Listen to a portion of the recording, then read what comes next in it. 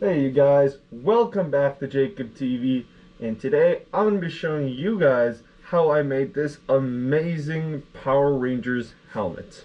So with this video, I'm going to be showing you guys how I 3D printed this helmet, all the steps I did with sanding, priming, painting, and all the ups and downs I had throughout making this helmet. This helmet right here took me about a week of just sanding, priming, and everything of that sort, painting. A lot of ups and downs. I had to redo it a few times just because either the paint came out a little cracked or the white lines here didn't go the way I wanted to. But I'll be showing you guys all that throughout this video. So let's start with where I found the files for this amazing helmet. So I'm getting my files from wireframe today to 3D print and stuff like that, and potentially a bunch of other videos in the future. I probably will go to wireframe. If not, I'll go to some other places, especially if I want to try some free stuff out. But right now I'm getting my first helmet from wireframe. They do an excellent job at creating files for people that just want to get into 3D printing and making their first helmet, and people that are experts at 3D printing, coloring, spray painting, priming, all that. They also have files to really push people like that. So this is an excellent place, all by community.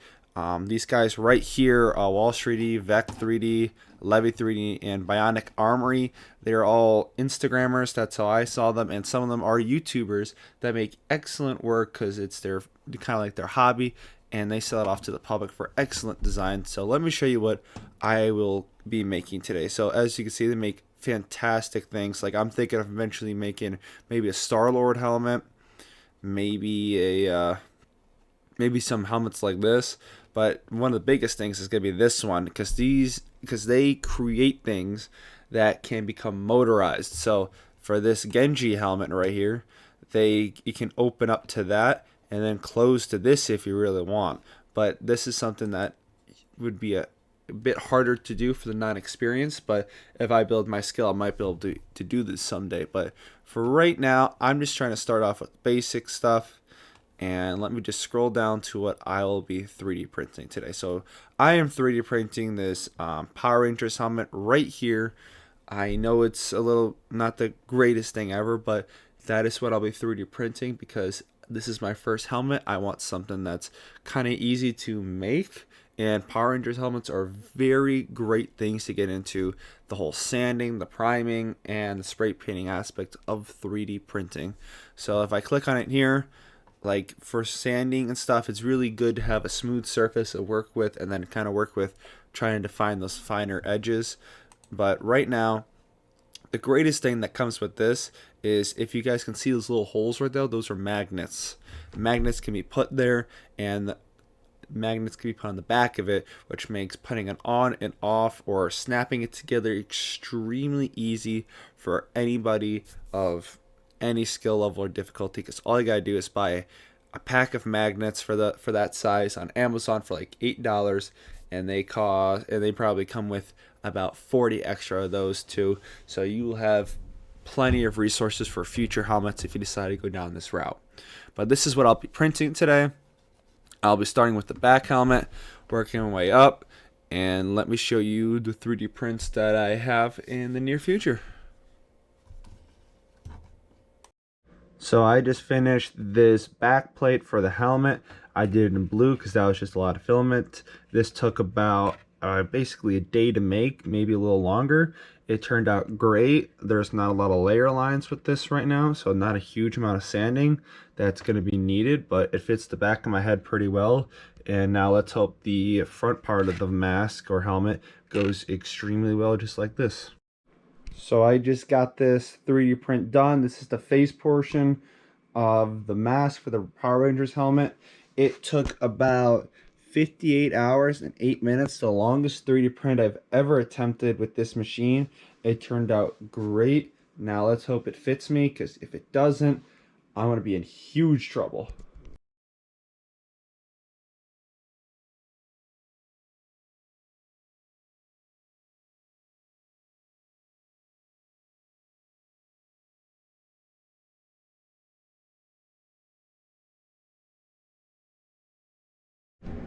So after taking off all the supports and really having a good look at it, I want to say about 90% of this mask turned out phenomenal. Like at least the face view is extremely good. Everything is extremely good except the top right here. There's just been a lot of just damage and just hard to, I guess to say, 3D printed areas that make you look super rough. But I do believe that if I just sand it enough and prime it a lot enough, and I just keep doing that steps over and over and over again, it should turn out extremely smooth and look extremely good. So that is the goal. I really don't want to 3D print this whole thing again because this took well over 2 days and I don't want to try to 3D print this again. But I think it's going to look great. It does fit pretty good. So if I just do this, it does fit, and that's what matters. It fits pretty well. And I don't even have the back part on, and I did test it that the back part right here, that I have, the blue one, does hook up with this pretty well with the edges here, so I will have to get some magnets, glue those in eventually. But right now my biggest focus is just sanding it and making it look as good as possible. So let me show you guys the sanding steps that I'll be doing and kind of my thoughts on moving forward. So now that we have everything printed, now we're on to the more difficult and more grunt work of 3D printing a mask or helmet or anything like that, and that is the sanding part. So this right here is a failed back mask like this. So for any future 3D prints that you ever do, or you're ever getting into 3D printing, it's always good to save a mostly completed failed work, because if you're new to it and you're trying to spray paint and you're trying to get colors to see which ones you like more, keep the failed ones so you can test out your sanding, you can test out the colors, you can test out your techniques, so that when you're working on the final product, you know what to expect and you know what to do and not do. So now it's onto the sanding part. I'm gonna be working on 120 grit, then moving to 220, and then for the final, like super smooth, I'm moving to 600 grit. But the first thing I'm working on is the helmet, because this has the most damage on top that I need to fix and get done right away. So that's gonna be the biggest obstacle of this challenge. So let's get into it.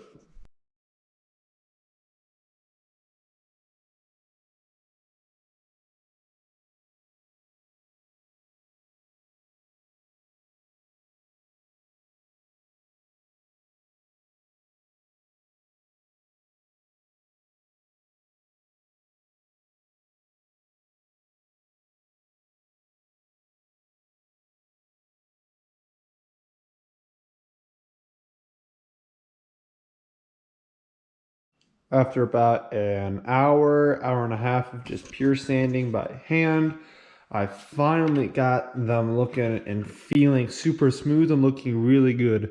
Compare this top from earlier. This is looking basically like a brand new helmet. It is looking spectacular. It feels spectacular, and I can't wait to put the primer on it. The blue one, the back end of the helmet right here, this was already gonna be an easy one because this is the one I actually tested on earlier, and I already knew kind of what to expect, but I got it looking really good, really detailed, really smooth. So can't wait to start priming this. When you are priming, make sure to wear a mask, because the fumes could be not the greatest for your health.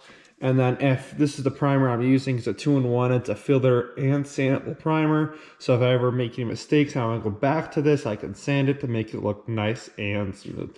So let's get into the priming stage. I'll let it sit for about a day, and we'll come back tomorrow and see how it's looking.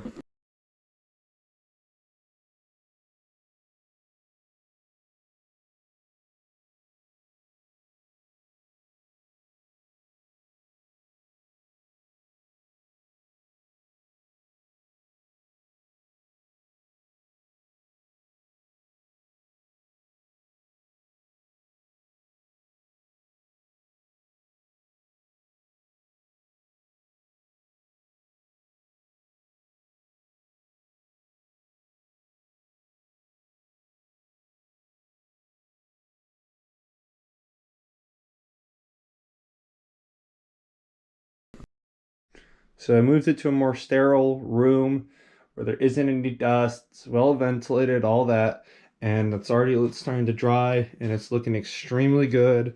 There I do see some stuff that I would like to sand, some stuff that maybe not so many layer lines that are showing, and then maybe I'll coat a primer on this, and then once it's done, I can finally start painting. And then once it's painted, I'll get magnets for this thing, and then it's basically done. Can't wait. So it's been about 12 hours, maybe more, since I've primed my helmets. They are looking extremely good, especially the back. The front still, the sides at the very least look extremely good. The top still needs some work, but if I sand it and then I give it a heavier coat of prime, it should look extremely smooth. You shouldn't see all this bumps and debris. So hopefully that's what it's gonna do. But if I just give the whole thing a good priming, the layer lines should all go away and everything should look amazing, hopefully. But the back, I always knew the back was going to be great because I already practiced on the back that failed. And it's just a simple smooth lines, just a smooth back. So I always knew that this one was going to go great, but this one's still exceeding my expectations. So now, time to go back to sanding, then I prime it, and then hopefully that once it dries, it's up to my standards, and then all I gotta do is paint it, and I'm basically good to go. So let's see how this goes.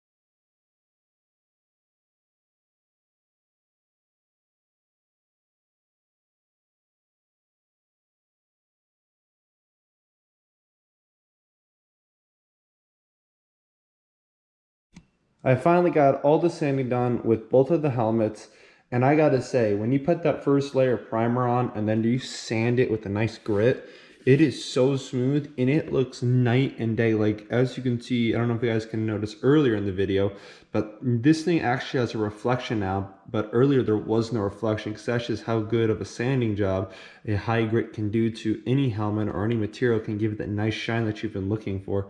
So now, gotta put primer on these one more time, and I'm hoping that I'll get rid of all these little layer lines and all that mess on top, and then I'll let it sit for at least half a day, and then hopefully it should be ready for the paint job. So stay tuned.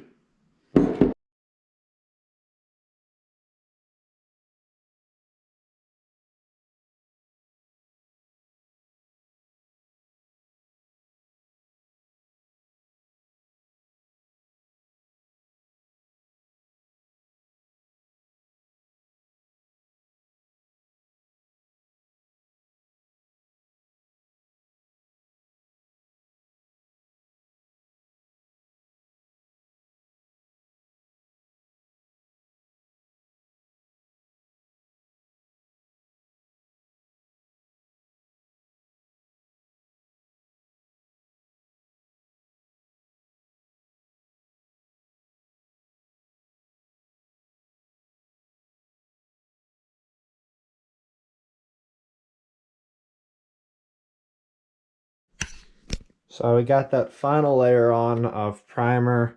It's dry. It looks amazing. No visible marks at all on this, so it's looking fantastic. Same with the helmet. Everything looks amazing. So you know what time it is now? It's time to spray paint. So with spray painting, what I'm going to be using today is this paint right here. I tested this on a mask earlier in the week and it looked fantastic with this. Normally I would want to use this, but this red is just a little too dark for what I want with this mask. So using that brighter red, and let's get into painting.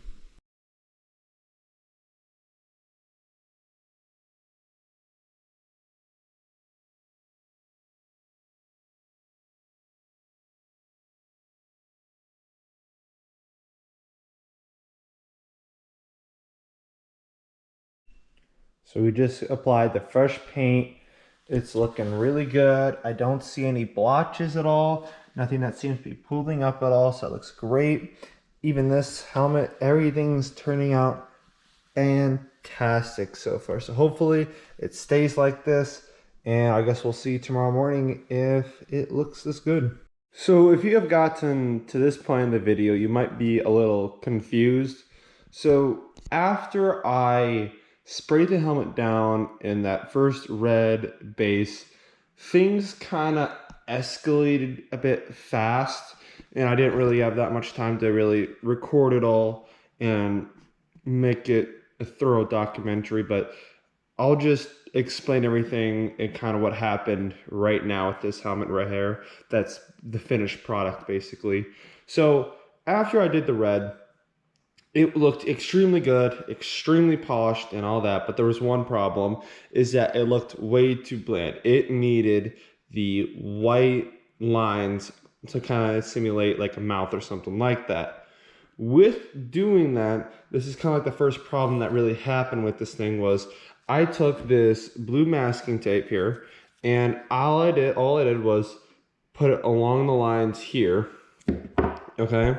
I just put along the lines, edging it out, and then I took this white spray paint and I just sprayed it down like I would with the red one. I thought since I had the blue tape over the lines that it would look extremely good and polished. I was wrong.